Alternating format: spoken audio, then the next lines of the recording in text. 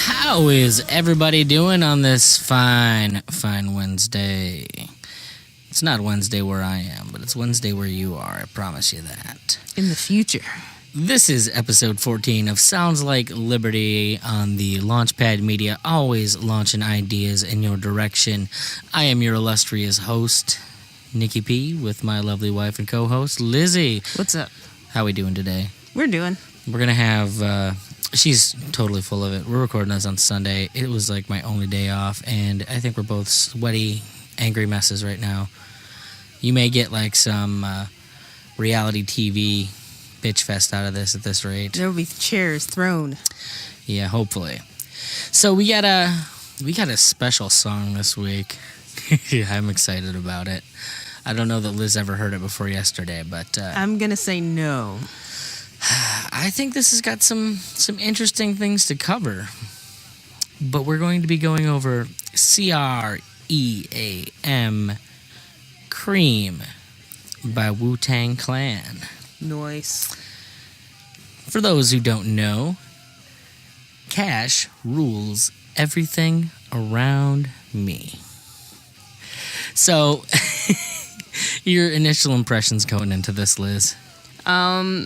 So that's where that dollar bill thing came from. Yep. That was literally the thing that came to my mind. Huh. Yeah. It's a cultural thing. I've heard it a lot, to be honest with you, for someone who's never heard this song before.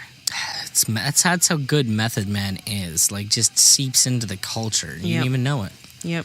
Didn't even know it. There you go. So, we're probably going to skip over some of the, like, more impromptu, like, blah stuff there. But let's see here. So you got, let's start it off with the first verse. You want to start this one? Okay. Okay. So now, I grew up. This may be painful to listen to because, again, I have not actually heard said song, so I'm probably not going to get the rhythms right. All right, you guys can feel free to sing along properly at home. I grew up on the crime side, the New York Times side. Staying alive was no jive. Had second hands, moms bounced on old men. So then we moved to Shaolin Land. A young youth, rocking the gold tooth, low goose. No, only way I begin to G off was drug loot. And let's start it like this, son. Rolling with this one and that one, pulling out gats for fun. Okay, well, there's a lot in there. First off, yeah. Okay, there's a lot of slang. Yeah, for sure. What is the slang getting at, Liz? Well, I got the impression that he was poor, and the only way to clearly his mom wasn't living in any way that was beneficial to keeping him in a steady environment. Right. And so he decided, he needed to start finding a way to handle life for himself. Yeah, which a lot of times means drugs in those neighborhoods, unfortunately. Which, frankly, is a completely voluntary situation, correct? Yeah. I mean, it would be nice if he could have done that without having to get into the, black market. But then again, it's the black market that makes it lucrative for him. He probably would have just worked at this convenience store or something if it wasn't a black market product. But yeah, so since it is black market, that's what brings you to the gats. Why do you think he chose that option? It's available. I don't know. Like, what would lead somebody to choose an option that requires a high risk? High reward, perhaps? Weird. Yeah. It's funny how that happens. Well, there you go. Anyways. But it was just a dream for the teen who was a fiend, starting smoking woolas at 16 and running up in gates and doing hits for high stakes, making my way on fire escapes. No question, I would speed for cracks and weed. The combination made my eyes bleed. No question, I would flow off and try to get the dough all. Sticking up white boys in ball courts, my life got no better. Same damn low sweater. Time is rough and tough like leather. Figured out I went the wrong route. So I got with a sick-ass click and went all out. Catching keys from across seas, rolling in MVPs every week, we made 40 G's. Yo, beep! Respect mine, or here go the Tech 9. Chick, pow, move from the gate now. Okay. Are you trying to catch up and trying to figure out what... Well, no, I mean... These are fun because, like, the slang is so deep, I can barely read through what they're saying. Yeah. I was kind of with you until, like, the end there, and some of that slang just completely went over my head.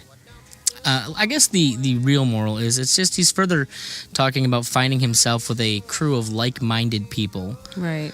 What is it that we call that in the libertarian circle? Free association? Yes. Is that where we're going you find here? people that are like-minded and form an ecosystem. And then stuff starts to take off for you, as it seems it did for this guy. I'm going to jump out on a limb and imagine that most of the guys from Wu-Tang Clan probably don't have advanced economics degrees. I'm going to say no. So it's pretty safe to assume that this is just something human beings do naturally? Sure. Okay. I wish he didn't have to pull out the Tech 9, though. That's pretty aggressive. Yeah. So, jump to the chorus. It's meth. Cash rules everything around me. Cream, get the money. $dollar bill, y'all. Yep. And repeat. Simple. It is. To the point. So, I think this is a good point. I would consider myself of the Austrian persuasion when it comes to the economic front. And I think that I understand the purpose of what he's talking about here. And it, frankly, is a very important observation. Sure. But I think it's a misnomer that he specifically mentions cash. Right. Which I only think is... it's probably makes sense given that he is an American. We have the fiat system. Right. But, I think really what he's saying is that money... In other words, wealth is the only thing that really carries weight. So if you want to be taken seriously, you got to have it. Right. You need to get it if you don't have it. What are your thoughts on that? It's interesting to think about that. His way sounds more fun saying it, though, right? In other terms, but yeah. I think that's the idea he's going for. Okay. Yep. All right. Let's go on here to the second verse. Okay. It's been 22 long, hard years. I'm still struggling. Survival got me bugging, but I'm alive on arrival. I peep at the shape of the streets and stay awake to the ways of the world, 'cause shit is deep. A man with a dream, with plans to make cream, which failed when I went to jail at the age of 15. Dang. A young buck selling drugs and such who never had much, trying to get a clutch at what I could not. The court played me short, and now I face incarceration. Pacing, going upstate to my destination, handcuffed in the back of a bus, 40 of us. Life as a shorty shouldn't be so rough. Okay. Great opportunity to talk about this one. So, Sure. 15 years old. Yeah. And he is responsible for trying to do something to make his way in the world. Yeah. Okay? It's a responsibility that nobody should, have to have. Unfortunately, not everyone starts off in the best economic conditions. By chance, most Americans start off pretty fucking okay. I say most.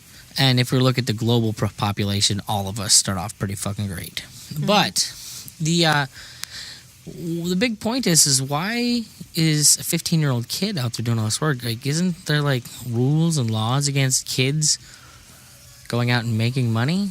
Well, yeah. I mean, I'm going to say, and this may be an unpopular opinion, but I think at that age, you just naturally kind of have a fire under your ass to do something. And if you don't have a good outlet for that, you're going to find some outlet for that. Okay. And I think if you're in a situation where, the world isn't, you don't have the opportunities you wish you had, and, there appears to be kind of a way to get that would work for you, then I think you're more inclined to go for that at 15.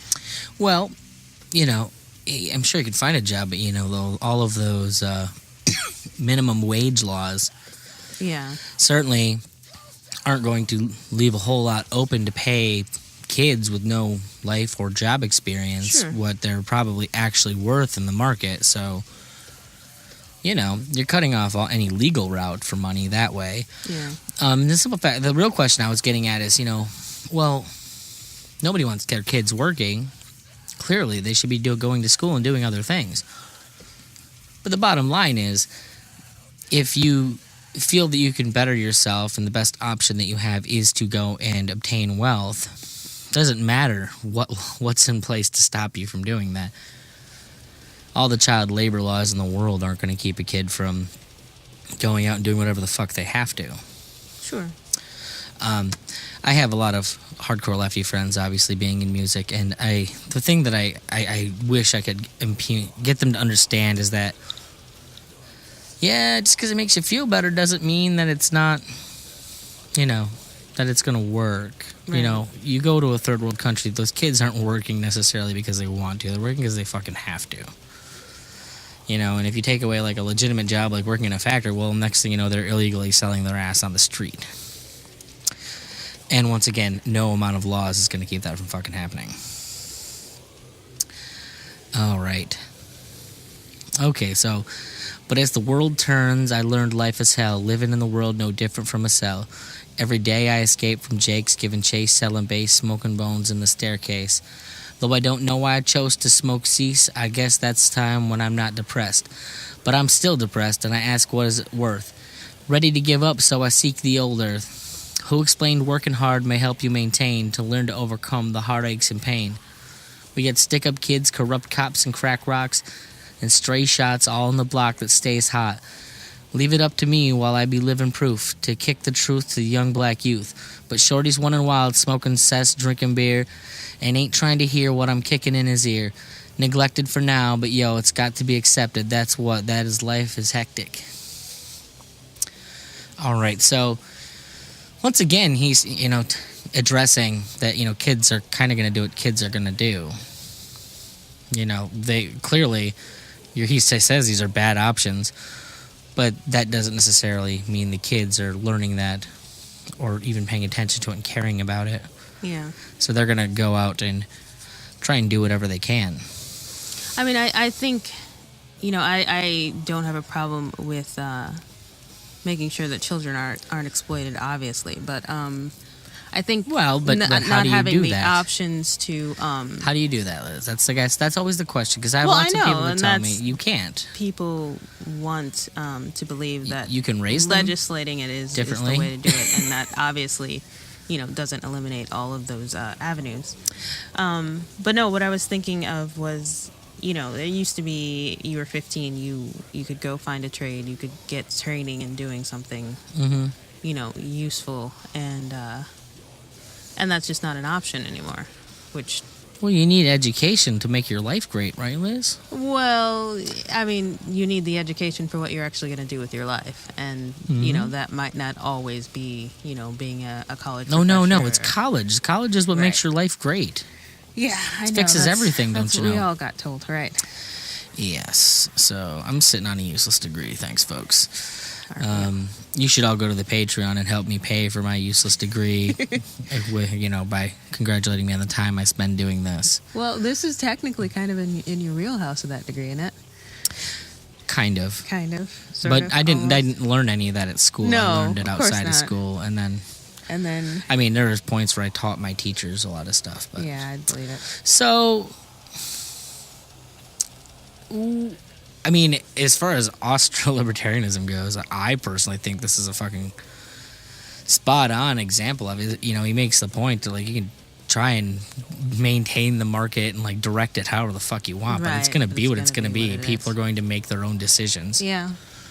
It addresses the fact that at the end of the day, wealth is a prime director in this situation. So yeah, he's not necessarily saying like, yeah, we should all be sharing that wealth. We should all be making sure nobody has to work to get anything. Like that's not his point in this song. So you know which way I'm going with it. Yeah. I mean, I chose it because like this is a perfect example, I think. It's an Eric July. Yeah. No Bob Dylan, no Lou Bega. Fucking straight up Eric July. I don't think this can lead anyone to any other conclusion. I don't know how you could interpret it in any way that could make communism or fucking, socialism look good. That is one thing I think that a lot of rappers are good on. Like, while they would, I'm sure, would be all lefties politically. Sure. I think they all, at some core, realize that the world is kind of the way it is. Well, I think most of them succumb to the idea that they wish it was different. I mean, there's the academic idea of what you're supposed to believe and what you may, even say that you believe, and then there's the actual way that things work out in life, And yeah, I think it tends to lean more of the Austrian sort of economic viewpoint. So yeah, there you go. I can see that. So another Eric July in the books. So let's move on. Sure. What's coming up next, Liz? What section is this? Is this I Heard This Happened? What did you hear happened? Something musical, I believe. Yeah. So this is where we like to look at what's come out new on Bandcamp in the past couple weeks. Yep. Just highlight something newish. Lizzie is going to break tradition, and it's not an entirely new album, but I'm sure most of you don't scour Bandcamp looking for new artists. So even though this is a reissue from a little over a decade ago, yeah, we're going to treat it like it's new. Right. I picked a record called Sonny Says by Sonny Crocket, which, I mean, a lot of these tracks are reissued from a record that they put out in 2007. Good gravy. I'm old. Wow. But it's an indie rock band from Sweden. And it's Sweden. Really fun. It does kind of have that 97 sound, which I think might be what I like about it. But it sounds like 2007, Liz, not 97. 2007. Good gravy. See, I'm tired. You are tired, and that's okay. But no, I listened to a lot of music this weekend trying to find something that just like hit me. I came to the conclusion way. Liz just doesn't like music this weekend. She fucking can't stand it, apparently. I had a really, really tough time. But this was pretty cool, and I like track 4, Get Away. I think that was actually the single back in the day. We gotta get away. Yeah, not that one. It's not Mother. I do love the Mother. Yeah. It kind of had like a. This week.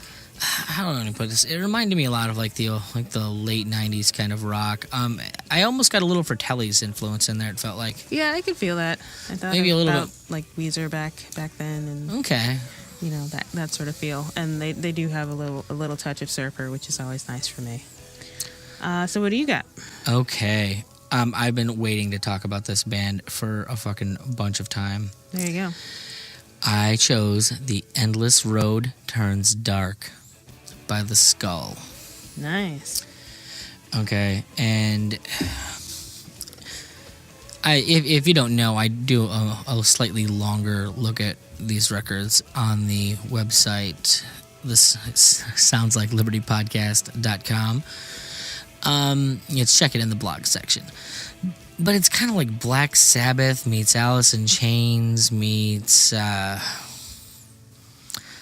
don't know, like it's doomy, but at the same time, like it's like got a little Clutch feel in there. Interesting.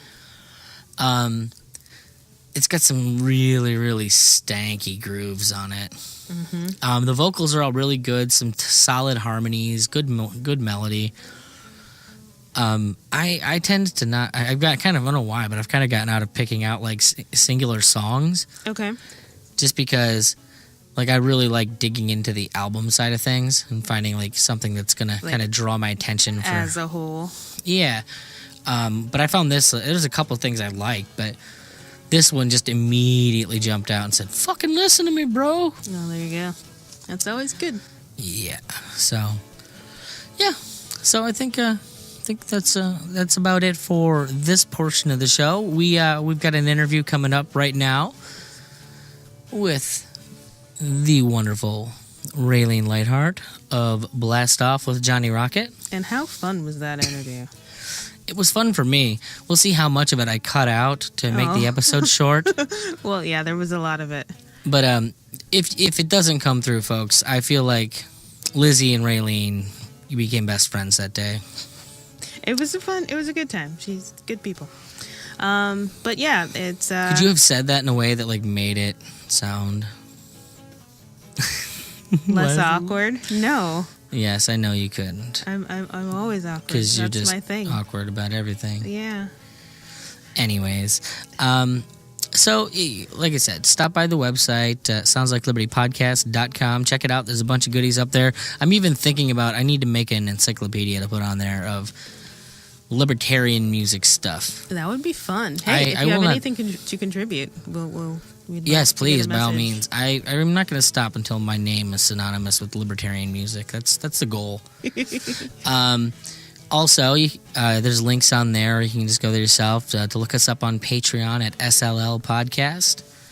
And, I mean, I think our most expensive tier is $18 a month. And I think when I was running this by people, like, that's a lot of work for you to do to try to entice people to join your Patreon. And I'm like, yeah, but I really want people to join the Patreon because, I don't know, I want to. Anyways, go and join the Freedom Choir. The Freedom Choir. The Freedom Choir. Right? Yeah. Anyways, we won't bother you with any more of the blah-de-blah stuff. We'll get right along to this here interview with Raylene Lightheart, folks.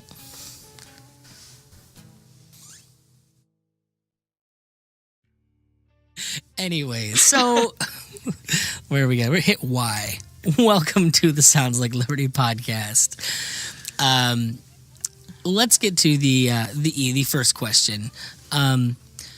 How exactly did you find your way to liberty, and what is your place in the libertarian movement, the liberty movement, however you choose to define it?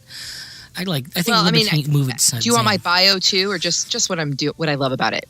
You can define the question however you want. You can totally be one of those people that answers the question you wish I asked, for that matter. You're a pro. I know how it works. That's good. I love, libertarians. I effing love you guys. You're my people. We're already family. Okay. So I'm on the communications team. I'm the assistant communications director for LPWA, which is Washington, and Region 3 alternate representative. So if the rep is gone, then I take his place. I'm on the board for my county party in Kitsap for Washington also. I'm the co-host for Blast Off with Johnny Rocket. And Johnny Rocket, I love Johnny. He is the best. I can't wait to talk about him later. You know him too. I do know. And then I'm also on the board. I refer to him as my boss fairly frequently. Yeah, he's a funny guy. I just like to imagine him as my actual boss. Oh, he's well, I guess you could say he's kind of my boss, since it's his show and his brand, and yeah. I came into it, and I actually love working with him. It's hard to describe, because Johnny and I, it's a platonic love, but it's like such a good friendship, because it's kind of like, if I were writing a fake story about us, it's kind of like we grew up in the same neighborhood. We used to date in junior high, didn't work out. We're just best friends. Yeah. Like, we never dated. It's not like that, but we're just, it's fantastic. I get it. My best man at my wedding was a ginger woman. So yeah, I'm all about the platonic whatever. Did you hear that I was, I'm going to be his best man at his wedding with Kim Ruff? Yay. Oh, good Lord. I tried to see if I could wear a tux, and he said, "No, you're wearing a dress. You went too far." And I said, "Okay." So yeah. Anyway, he's really cool, and he always listens to what I say. And I feel He like you doesn't do added everything I say. I feel like you But he added that listens. he listens to what I say, like a battered wife. What? Like, I mean, I don't want to Okay, throw it yeah. out there. Like, he listens to what I say. Well, that's pretty bare minimum. Like, people should listen to what other people say. I am So, sorry I mean, that you he think that's takes special. My, ideas, and we actually usually come to, oh, I have an idea, or I have an idea, and then we kind of build on it from there. We're a really good team. Nice. But I'm also on the board of the Launchpad Media Company, which sounds like Liberty Podcast is on, and you guys are doing great. I'm loving it. I take your word for it. I see no numbers. If you tell me I do okay, I'm like, okay, I got you. You know what? I will take. I did not know that. I will work on that for you. Okay, and then we'll talk. Like Johnny's told me a couple times, like in passing, like, oh, this is about how many downloads you have a week. I'm like, okay. Yeah, but you know, like compared to what? And you know what? You and I, we will communicate. I will help you guys. All of us. I'll tell Well, you guys tend how to it be the Nice. person that's at least around your phone. So when I do try and communicate with people, because I'm always on my phone. That's literally how I live my life. So it's just attached Yes. to me. Yes, well, I do a lot of communications work, so I'm always working. What do you do for it's real kind life? of hard. Well, I'm a stay-at-home mom and I homeschool. Ooh. So, yep. And it's stay-at-home mom. It's kind of a funny thing. I know, right? 'Cause but you're I'm always doing these other working. jobs too. Yeah, exactly. We were at a While homeschool you're picnic earlier staying today. at I'm home. I'm sunburned from it. So Okay, so you know, and you know, just being at home, you're in charge of cleaning and taking care of the chickens and whatever else you do at your homestead, and Liz, it never ends. Liz literally just got wet when you said homestead. So. Yeah, there was a moment there. She said they have chickens. I could see the sparkle in her eye. oh my gosh, Lizzie, we are Yeah. going to be best friends, aren't we? It's Yeah, true. probably. It's true. If we weren't in the suburbs, you I can would get her totally talking. like be the little farm happening. Yeah. Yes, it's coming back, and I really think that's what, again, this is one of those things where my passion is all things liberty, okay, and my specific focus is outreach and education, because Yeah. I want to open eyes and free people from the cult of statism. I want to teach everyone that they own themselves and that property rights are rights, and just the way to do that is when we talk about chickens and Yep. and how can we make that possible for you, and who's standing in your way, and how's this work, and all these topics are ways to talk about liberty and enjoy liberty and see that government shouldn't be in the way. Of course, inner city living may not be conducive to raising chickens. Well, yeah, things like that. but I mean, just getting like the ideas out there that there are options, that you should have some control over the food that you eat. Like that's like such a basic thing, and take a little liberty there. You people and your Yeah. actual desires to help people. I just want people to not be so fucking stupid. Yeah, well, Like if I could help that not be the case, education just keep either them way. the fuck out of my way. That's all I want. I don't know how much we can help people be smarter. Well, no, Because I it'll think happen that- eventually. It's already been happening. Like the problem is we just gotta keep us from eating IQ, I think ourselves is actually too. dropping right now. To be honest with you, Nick, I'm not sure that that's true. Well, I if mean, it's we happened, can it's happened. unveil that. If it's happened, it's Yeah. happened very, very quickly and recently. You think that people's IQs are going up? People's IQs have been going up for the past 200 years very, very quickly. The problem is that this thing happened back in like the 20s, the invention of, communism. So now that they lead with their heart and not with their brains. Like Steven Pinker's a very intelligent man. Like you read his book. Sure. If you actually read his book, Enlightenment Now, he literally goes and proves everything that we would believe in, and then but we have to do this because I don't believe That's that right. can work. Wait, you just 180'd on me because like you have all the evidence proving that we're right, but you just have a feeling that it won't work, so we have to not do that. I see it all the time, don't you? But People doing the same thing. Like they will come to us with a problem as libertarians or anarchists or whatever we all are, and we will show them that that's a symptom of the problem and where the problem really is, and they glaze over and are like, yeah, okay, and then don't want to hear anymore. Yeah. And so that's our challenge, is to find what people want to hear in the way they want to hear it, and still speaking truth, right? Look, I'm in the 140 plus club, so don't like stupid people. I don't. Well, me too, actually. And so, but I am just so much more socially driven. She's and nice. I don't know if it's a person. Well, I think Lizzie is nice, and I don't know if I'm nice. Oh, no, Lizzie is nice. Lizzie is my reason to be here. Like, I am here to make sure the world doesn't chew her up. That's literally my only reason for living. I know, Like- right? that's not femme, by the way. I know, right? Oh no, I'm the biggest mix of like hardcore aggro and like super queenie you've ever met in your life. Fuck Good luck, that's hot. good luck You're like painting. David anything. Bowie. Yeah. God damn. I would prefer David Lee Roth, but either way, I mean, either Oh my one God, works, yes. right? Yes. Like, he's super into do you prefer dancing. David Lee Roth or David Bowie, Lizzie? Oh, I'm okay with both of them, and I mean that's what I like about Nick. He's a whole lot of different things, and they're all fun. So they're ridiculous is what they are. Just to say it for what it is, I'm ridiculous. you are ridiculous, and I love you. Anyways, so stay-at-home mom, super deep, like balls deep into the liberty movement, which is impressive since I'm assuming you don't have balls. Well, I think I do, but yeah, I don't see them. Okay, well they're invisible. That'd be something else. There you go. So you what kind of music would you like classify your tastes as? Obviously, I know what Johnny's tastes are. Right. So what I do you like listen rockabilly. to? But Johnny actually, I don't know if you know this, but he He's a jazz actually guy. really loves jazz. Yeah, Yes. we've talked about it. I like Yeah, jazz too, but- so I actually dislike jazz, although Oh, Johnny no. makes me listen to it all the effing time over the phone. Oh, He'll be like, "Let me no. play something for you," Oh, jeez. and then I'm like, "Okay, yeah, I see this." And Johnny and I went out one time, and we were at this little dive bar, and there was this really cool band there doing a lot of old classics, and it's this skinny young millennial with long hair playing the keyboard and singing, and he's singing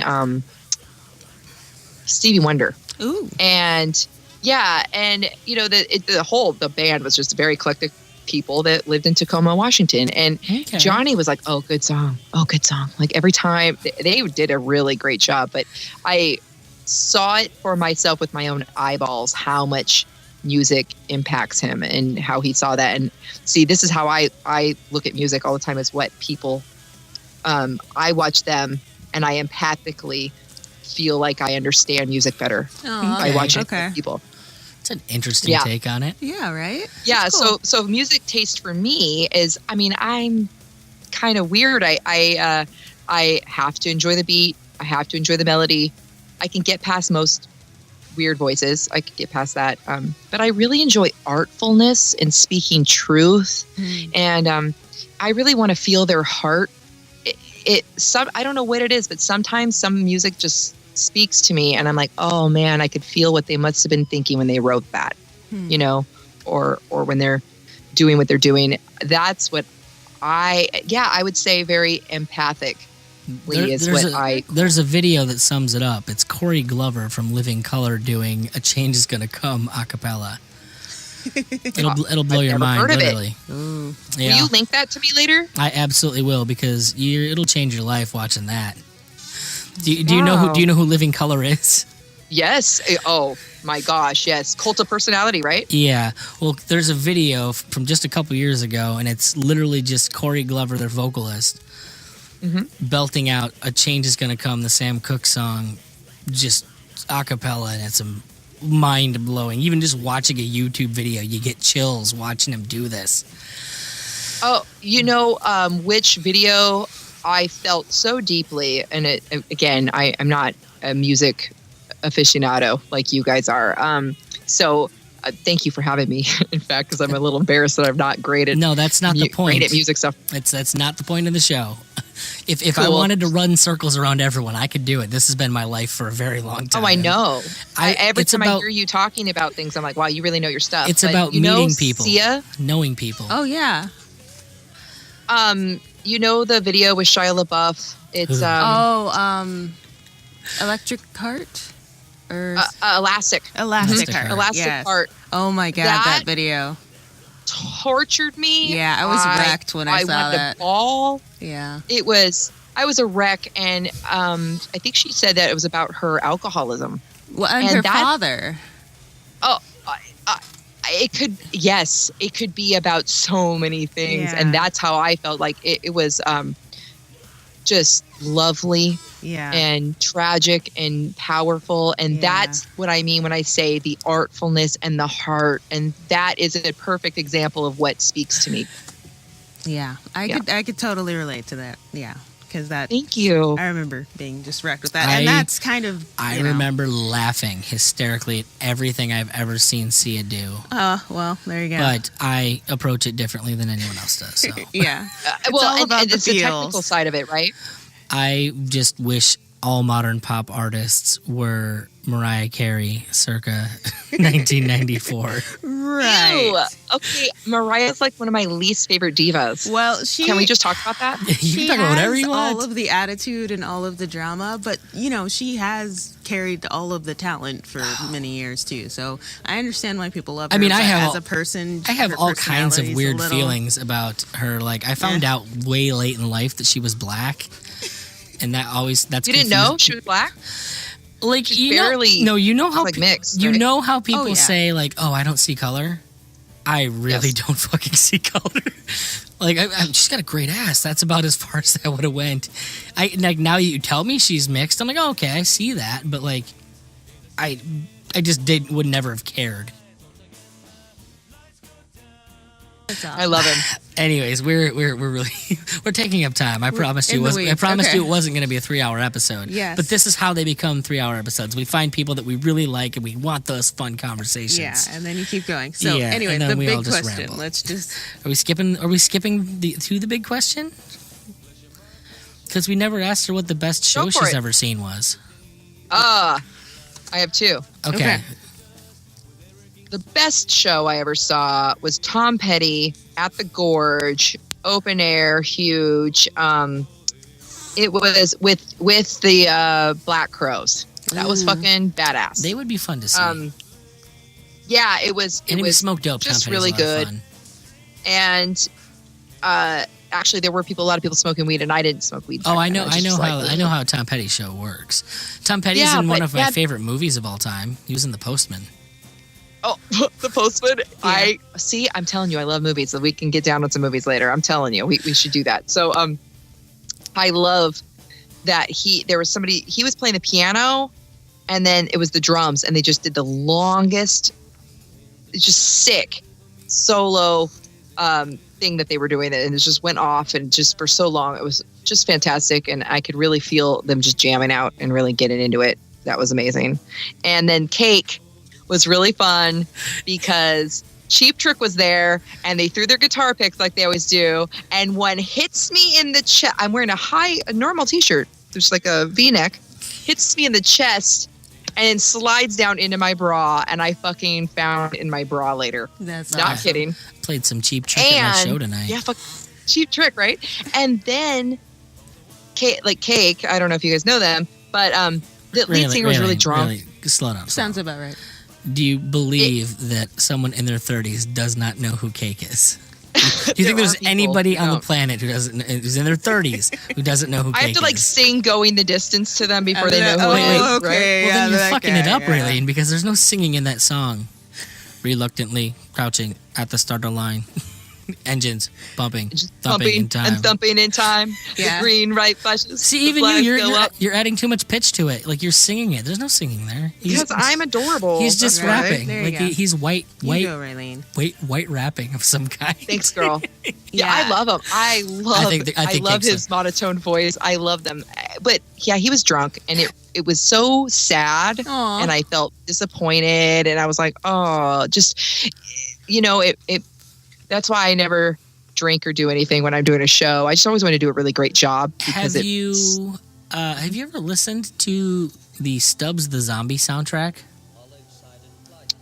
No. Which one? Stubbs the Zombie. It's a video game that came out in like the late 90s or early 2000s. No, and I didn't, but I do play a lot of video games, but not that one. No. Okay, so the key to Stubbs the Zombie is that you play a zombie in the 1950s. Going around eating people at like Lover's Lane's brains and shit like that, okay? But the real hook is that they had a soundtrack, which is all Death Cab for Cutie, Cake, The Flaming Lips, all these bands doing doing covers of 1950s tunes. And Cake does Guitar Man by Bread. I love Guitar. I know that cover. I love Guitar Man by Bread. I love Bread, first of all. And then Cake did it. I was like, fuck yes. Yeah. Yes. I know the song. That's off the Stubbs the Zombie soundtrack. Nice. Ben Queller does Lollipop, which is awesome. And who does Earth Angel is Death Cab for Cutie, right? I think it's Death Cab. Yeah. Okay, well, I'm gonna look into this too. It's fun. I'm writing a bunch of stuff down. The Walkmen have a good song. Like, honestly, it's a great soundtrack as far as soundtracks go because it's all. Do you want to hear the happy ending of my concert? Yes, I do. Sorry, I get sidetracked. No, I love it. Go for it. Like we could do this all day. So they're like, he didn't know what to. He's like, what song are we gonna play? And then I read an article that said that they were never going to play the song. It was their first hit, Rock and Roll Lifestyle. Do you know that song by Cake off their first album? Oh, yeah. How do you afford that rock and roll? Okay, so it's such a terrible song. They said they were never, ever going to play it again. And I was like, Rock and Roll Lifestyle.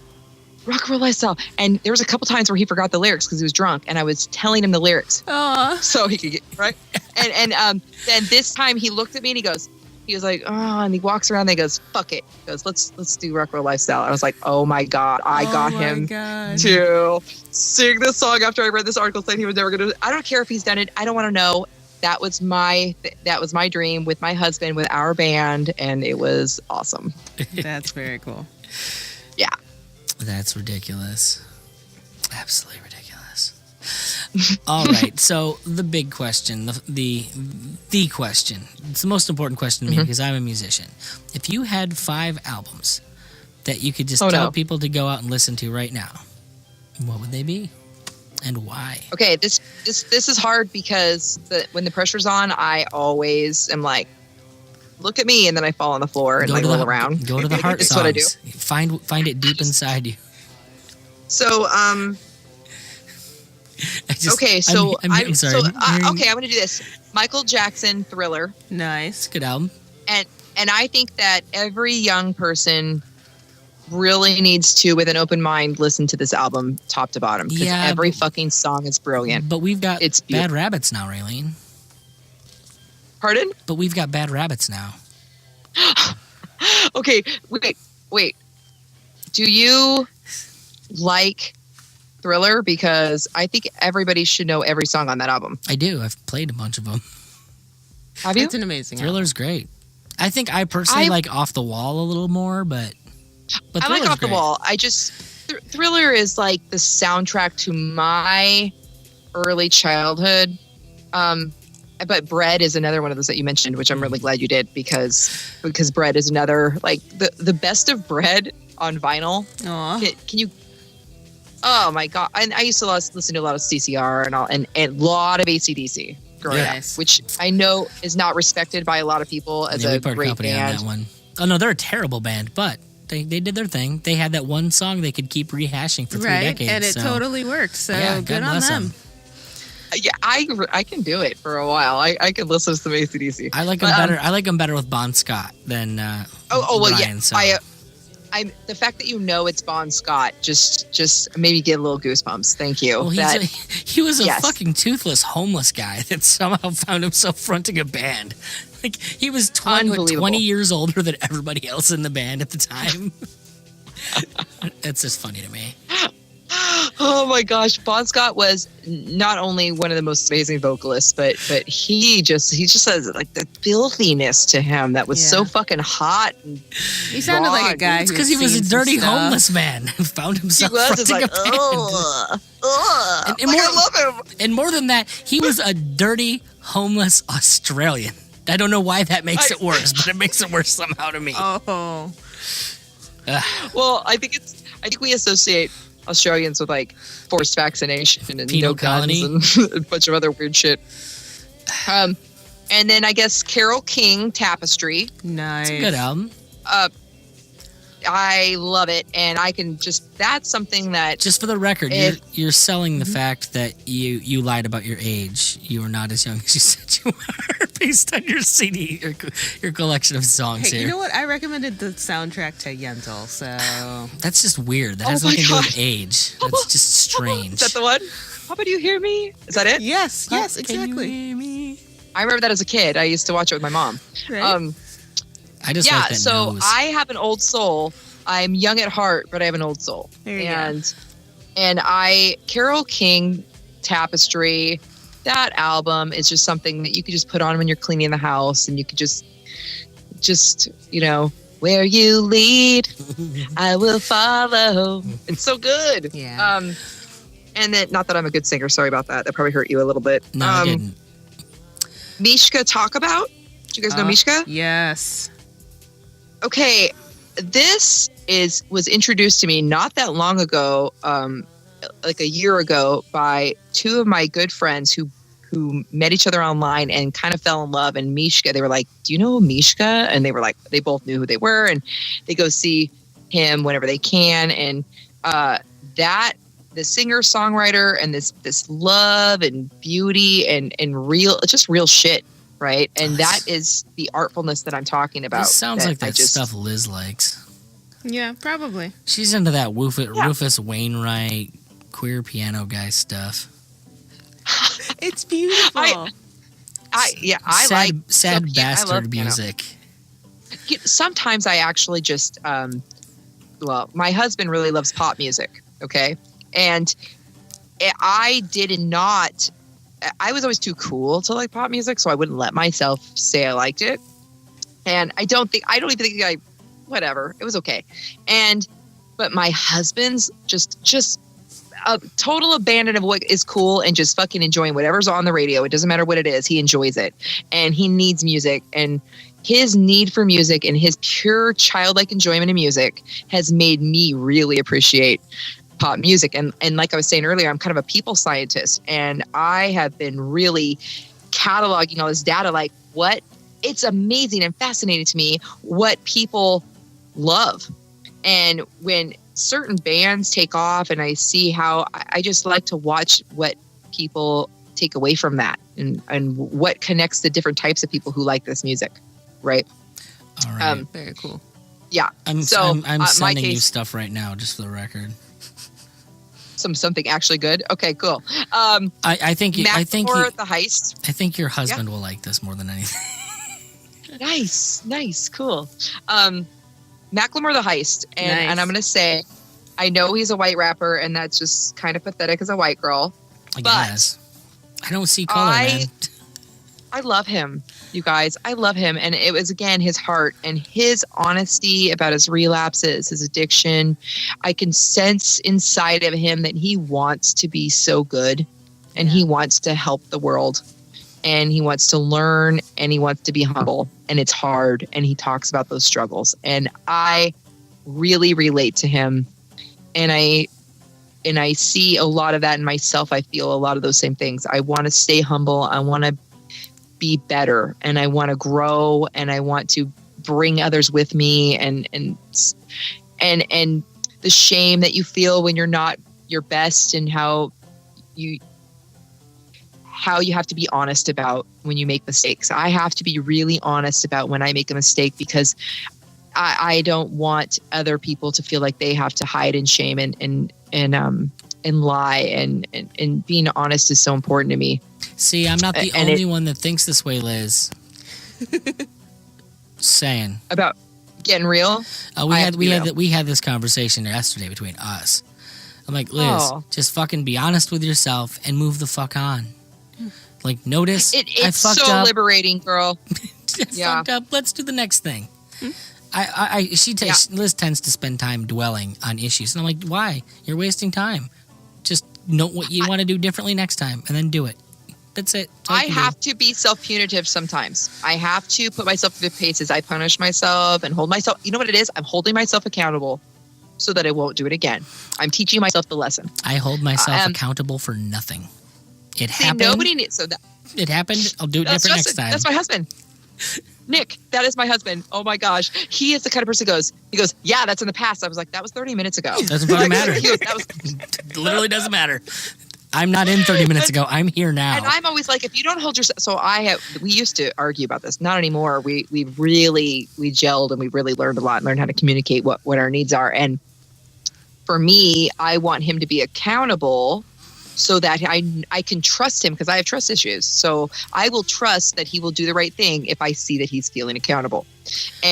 But that's just my process for myself that I'm putting on other people. For me, I don't feel like I'm not accountable to it.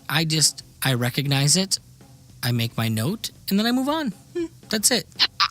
I think that he also is probably doing that. This is just my process that I was laying on him. It was bullshit. I mean, this is relationship stuff that I used to do, and it really, and other people.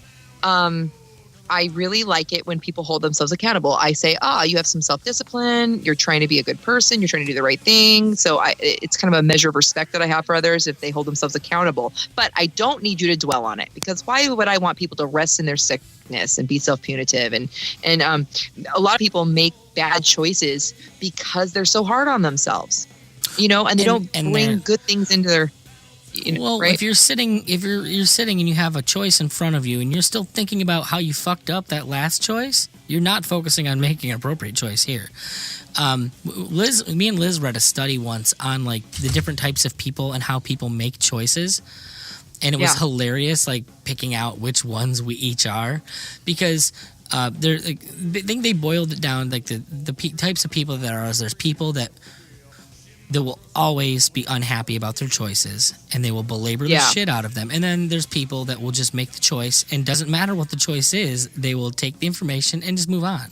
Like they will never look at their choice as being good or bad, simply a choice. And that's me. I made a choice. Do this. I go, I'm going to do better. I always make a plan. I forethink. I go, well, I did this last time. I am always trying to be the most efficient person ever. Considering I'm very unorganized, but I'm always making these plans. Like that's why I was a great waitress because I didn't make the same mistake over and over again. I would always get better, and that's one of those things with the choices. I'm right between you guys, I think. Yeah, I miss waiting tables. It had its oh my god, me too. I miss it too. I just miss fucking waitresses more than anything because it's drinking after work. That's all you did as people that worked in the food industry was fuck other people in the food industry. I don't know what it is, but there's that. Yeah, it's those high stress instant gratification jobs. Maybe that's it.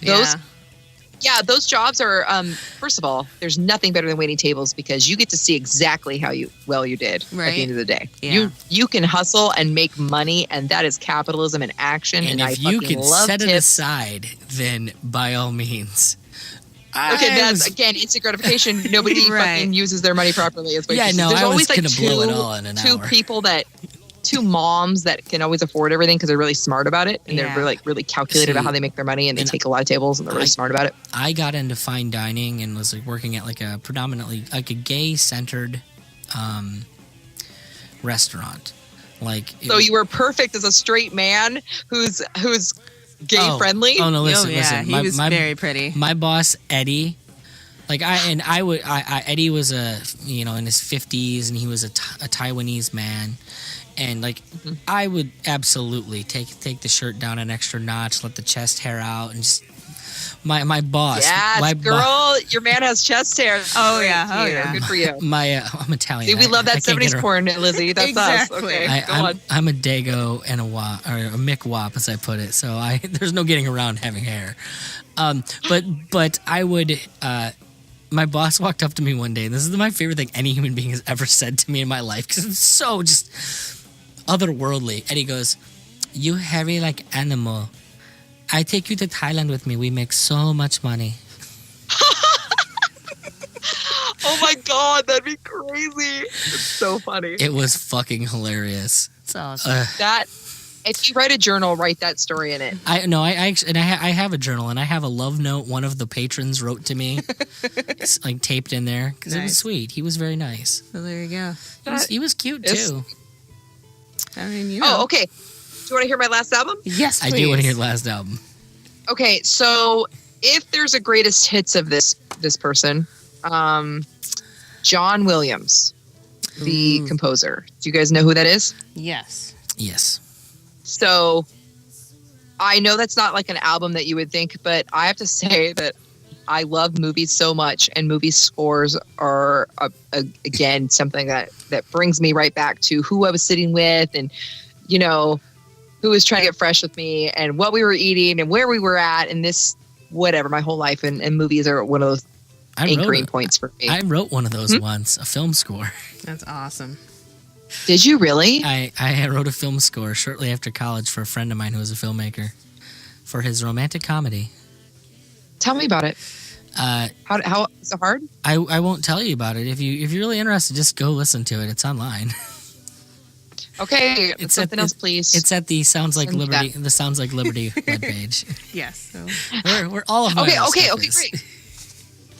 Fantastic. So yeah, I mean the Jurassic Park theme. Is there anything better than that? Yeah, no. It's. I mean, yes. you are immediately wherever you were. Yes, there is something better than that. I'm sorry. Fucking what Huey Lewis in the News, The Power of Love. Oh God, are you talking about American that's better Psycho than that. again? Is that where you're going with this? I can do some Huey Lewis in the News, but I don't think it's better. But I think it's fantastic. I love it. Come on, Michael J. Fox coming down the. One of the best movies ever. I think that was. I think it's criminally underrated that the third movie in that installment was actually probably the best movie. Okay, seriously, Back to the Future in the Wild West. Fuck yes, a giant train. Yeah, I do love that. Goes Manure. I hate manure. It's so cheesy. Oh God. I love that. I love that. I love that movie. I love all of them, even the second one. I know. I love Huey Lewis. So anything that features Huey Lewis in any fashion is totally my thing. American Psycho was good because of Huey Lewis. Square. Right. I literally thought it was called Hip to Be Square, like a place that you went to. Oh, nice. Like at the square. That's awesome. When I was a kid, I didn't know that he was saying it's hip to be square. Right. Nice. You know, that might have helped me as a kid because I was a giant weirdo, and I always had lots of friends, but I was just my own. I'm very unique, and I was doing my own thing. That would have been a good message for me. Way to rub it in that you were popular, Raylene. Some of us didn't have that childhood. I wasn't.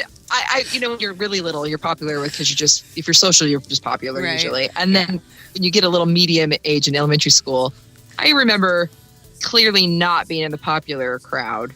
But I had lots of friends that were just regular people, that were just regular kids, and that's all. Whatever. Who wants to be friends with people that don't like them anyway? I mean, I was a superlative in high school. I think because of the girl I dated at the time.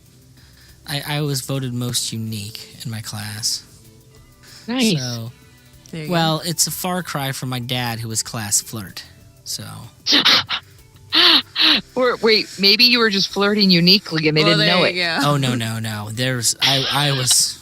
I really can't impress upon you how strange I was as a child. Even if I seem strange now, I am worlds more able to be like a normal human being.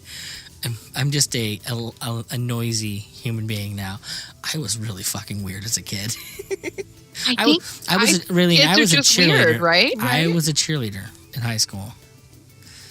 Oh my God. Yeah, that is femme. You're not wrong. So funny. Were you like the like on SNL? Sort of. No, I mean that you couldn't do that. I was the only one on the team. The thing is, as a lot of the girls I was friends with in art class, they were all in there, and well, there you go. You know, and so it was a thing to do. And I thought, well, maybe I can get a scholarship to college. I mean, they do need them, and I'll have experience. What I learned is, no, fuck that. No human being should ever be that close to teenage girls for any length of time. If the fact that I'm alive today and didn't blow my fucking brains out is pretty impressive to me. Because it was okay. I actually awful. agree. I didn't like hanging out with teenage girls when I was that age either. Well, I liked hanging out with them. Other than that particular world crowd was just something. There's like most of the girls on the squad I was friends with outside of I went to art class with a lot of them, and so we'd work on like art projects and stuff. Was it just the drama and the gossip and all that bullshit that you just couldn't handle Yes. because you are? Oh God. Yeah, that's why I couldn't handle it. I couldn't. Like I hated it. We would go to like games and stuff because I cheerleaded for basketball because I ran cross country. Yeah. The season before that. And I just sit there and I'd listen to my Weezer albums on my Walkman. Oh my God! Stop! You loved Weezer too, like I did. No, I still love Weezer, just not. What they Okay, do now. because the Blue Weezer. album changed my life. It was my first album. Wow. As Cool. That's way late. teenager. And I feel like that's way late in the game. You gotta understand. I mean, I didn't have money, so I didn't get to buy albums. You know, Okay. my friend actually, I just didn't have any money, and my parents always grounded me. I had a really crappy home life, and I wasn't ever allowed to do anything or go anywhere, so I could just listen to the radio at most. And I had Okay. a friend that took a cassette tape and burned her CDs onto my cassette tape for me, and she Aw. put Offspring on one side and Weezer on the other, and I fucking wore that shit out. Tell you what, That here sounds is a great summary for Raylene as to how fucking weird Nick is, and I feel like this is Okay. a good summary. There is a cassette, a mix that I made in high school that was Yes. literally Bad Religion, Christina Yes, Aguilera, right. back to back, just one after the other, flipping the artist and the songs for an entire album. Yeah, yeah. That was what I listened to. Okay, I think I was the same exact way. So, obviously not for good reasons, because you actually are an artist and you understand music in a different way than I do. Oh no, Not me. I'm just really into weird stuff. Christina Aguilera, was that the Genie song? Was Yes. that back then? Yeah, that's her. Yeah, that was garbage. That was fucking garbage. Here's the trying to be cool again teenager coming out like, no, I am so cool. I don't That's listen to so that. crappy. But it was garbage, right? Oh no, I love Let's it. be real. I still Yeah. love You know Christina Aguilera. You know why? 'Cause You know she what can song fucking is really sing. fun from high school? That was a pop song. They only had one song. It was called Love Fool. Oh, Do you remember God. that? The Cardigans. No. The Cardigans are You want me to blow your amazing. mind? The Cardigans have done one of the best covers ever recorded, and I will tell everyone in the Really? world this. Iron Man by Black Sabbath. Stop. Their Stop. cover, and it's off of the same album. The First Band on the Moon, or whatever it was called. Okay, yeah. Yes, they do a very trip hoppy, funky cover of fucking Black Sabbath's Iron Man, and it's unbelievable. It's super I sultry. cannot wait to tell my husband about this, you guys. I cannot wait because he is going to be so effing excited when I tell him that. Because Love he has Fool half is the song stuck in his head. Love Fool's Romeo plus Juliet by Baz Luhrmann. Well, yeah. That's right. Oh my god. Okay. You want to talk about so do moments? you guys movie. like Gatsby? You know what? I didn't see the Gatsby with Leonardo. Leonardo I have to DiCaprio. watch it at some point because the fashion, I love historical fashion. He's the worst part in every movie he's in. Like, he gets these amazing roles, and I he's fucking hate him pretty. in everything. He's Even Romeo and pretty. Juliet. It was all about John Leguizamo to me. Every part of that he movie. was amazing in that. It's true. Dude, him. Yeah. Peace. I hate the word. And just that vest he had and the guns. John Leguizamo was the fucking man in that movie. I loved it. Romeo plus Juliet was one of the coolest. Okay, that movie, and you're weird also, so you probably like this. But do you remember that movie, Natural Born Killers? That was the coolest fucking thing I ever yeah. saw in my life. It's It a was pretty very fun movie. slick. I don't know that I like the movie, but it's disjointed to watch is It my was issue. really stylized. though. It's so stylized it's difficult to keep in. It blew my mind, you guys. I was just like, you don't understand what a saltine cracker I am in this little tiny town, and getting culture was difficult for me. Aw. It was difficult, and I met someone's house, and this is movies on because my parents would have never, watched that, or they thought it was weird for liking it. But I remember seeing this. I thought, there's nothing. I've never seen anything like this. Well, so did you ever sit there and think about like that, how that affected your childhood? Because for instance, like I had a friend who I go over to his house because his parents let us watch rated R movies, and like we played D&D and stuff over there. And I always looked at him, and I always looked at him. Game. I always looked at him as my bad influence friend. Well, we found out that like when we were talking later on in our 30s that I was his bad influence friend because while I went over there and they let me watch R-rated movies and play terrible video games, he'd never seen drunk people until my parents, because we'd go out camping on the weekends and we'd just go hang out in the woods and everybody's getting shit faced and the kids kind of just minded to ourselves. And while the one way we're like very open and free, and his family was not, and then another element like it's funny when you look back on this shit like, wow, that's really not the way I remember this. You guys are adorable, and I think that the not being allowed to watch rated R movies, and then my parents got divorced, and then my dad, probably to piss off my mom, started taking me to rated R movies. And that was it's very common. In fact, I actually am like, oh yeah, the divorced dad weekend. It's go play arcade games, see movies, and eat pizza, and maybe watch TGIF on Friday night, right? Well, like that was the thing. Well, that's why we have so many virtuoso guitar players now, though. Oh, right. Because you have parents competing for the child's affection by buying them new equipment, new gear, and new lessons. So all these kids that are like 14 years old and their parents have been divorced since they were 5 have been taking guitar lessons, have all the best gear because they just want to try and one up each other. You are blowing my mind. That's crazy. Yeah. That's why we have so many instrumental progressive bands now. I'll stand by it. That's so funny. I love that. That's a great theory. I like it. Write it down. Oh, I've got tons of theories. So, yeah, right. I'm waiting for the book. I'm loving it. Well, the book's not going to be on that. It's going to be on something else. So, well, there you go. Cool. When it's eventually done. Anything that you want to plug before we let you go? Yeah, I feel like we've held her here forever. I told her 45 minutes, and so I'm going to say, please check us out. It's our show on our podcast is called Blast Off with Johnny Rocket, and you'll find the Facebook page, Blast Off with Johnny Rocket and Raylene Lightheart. We're also on minds.com, and so are you guys, by the way. We've been promoting you. Mm-hmm. Check out the Launchpad Media. They have some amazing podcasts and hopefully some video series soon, and there's some articles coming and just all kinds of media that's going to be happening, and it's really exciting. Yeah, and you can follow me on Facebook also, Raylene Lightheart. No problem. Awesome. Nice. All right. Yay. Yeah. Liz is like, I want to go to bed. I mean, I've only been up since 3:15, but it's been so awesome talking to you. It's been totally worth it. Yeah, seriously, guys, connect on Facebook and just cut the middleman bullshit out of this. So, is it just Lizzie Pacone? Yep, that's it. Yeah. Okay, girl, I'm gonna find you. You have a great night. Get some sleep. Thanks, guys. Thank you. It's been an awesome conversation, and you do, just for the record, have a bunch of videos waiting on your Facebook page for us to listen to. I am what a fun Friday night. Thanks, guys. And we'll talk to you guys later. It's 80s here today. Have a good one.